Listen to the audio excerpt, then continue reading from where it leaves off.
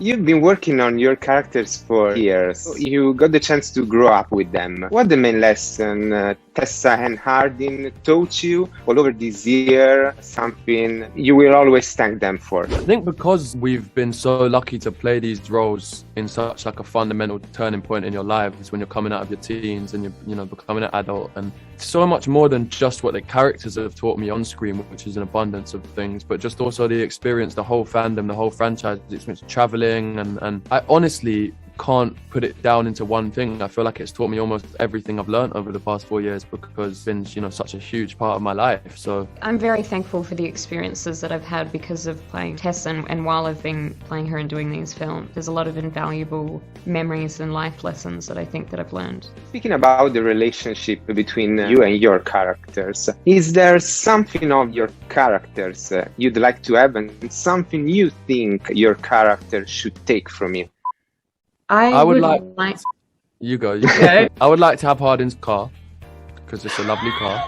I would like Hardin to maybe think a bit more before he acts and try and work on using logic over emotional impulses sometimes, because he's a very intelligent guy. I just think he needs to breathe a bit more before he makes rash decisions. I would like to have her degree. I don't think she's finished it yet, but I don't have any qualifications. Like, if the acting thing doesn't work out, I'm kind of screwed. What she should take from me is, I don't know. I think she's great. I think she's a great character, and I don't think she should have anything from me. We all know that the third and the fourth movie were shoot back to back. And this is kind of a big deal in terms of schedules, time. You had to learn twice the lines for the shootings. So my question is, how did you manage to survive? Do you know what, bro? I think such a good question, and I think that we didn't have any tricks. We just burn out towards the end. It just makes you realize maybe everyone who does one film is using 50% of their capacity, because it felt like we really ran ourselves into the ground. It was just hard work, but everyone chipped in and knuckled down and we got it done. But I don't think there was particularly any key trick to it. You just kind of accept the fact that we're lucky to be here working through a pandemic and we only have so much time, so let's get the job done. And it was definitely hard work for everyone involved, but I think we're all proud to have been a part of it.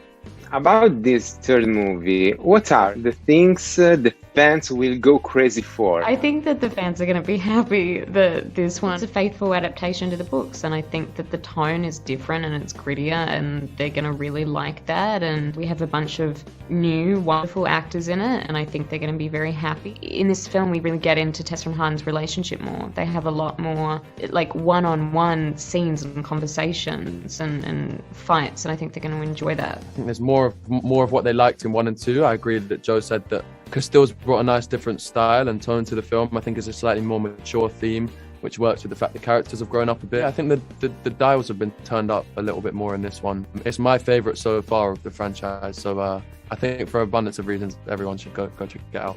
I know from some research I did that you, Hero, stole some Hardin's wardrobe from the set.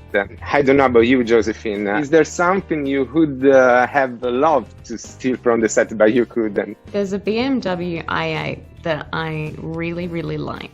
I would like that. You, Hero? I'll take the car as well. But no, something that I was lucky I got to take a fair bit of wardrobe. A lot of the more important props I think are being held in case, emergency reshoot kind of situations. So we weren't actually allowed to take as much as we would have liked. But yeah, me and Joe will work on those cars and maybe try and find a way to bring them back. But no, until then, I think all we could really take was wardrobe. Kids nowadays have After. What movies were your favorites growing up? Iron Giant was my favorite film as a kid. To mention one, as a kid, I loved that film. The Fifth Element. Can you describe your partner in only 3 words? Smart, confident, talented. Thoughtful. I want to say talented as well because I always choose that one. So I'd say thoughtful, talented, and caring. This question might be easy for Hero, since he already played a future Slytherin. I would like to know which Harry Potter house do you think you and Ravenclaw. Your character belongs to? We're Slytherin. Everyone over this side is Slytherin, and there's nothing you can do about it. You think you would be Slytherin? Also, I just realised I think I used 2 of the same words you did on describing each other, but it's always very hard to do that anyway, so it's fine to just carry on. Yeah, that's fascinating. I would be Ravenclaw. Tessa would be Gryffindor or Hufflepuff. I'm Slytherin, like Hero. What is so what's Slytherin? Oh, Slytherin we now? can't tell you. You can't sit here. I agree.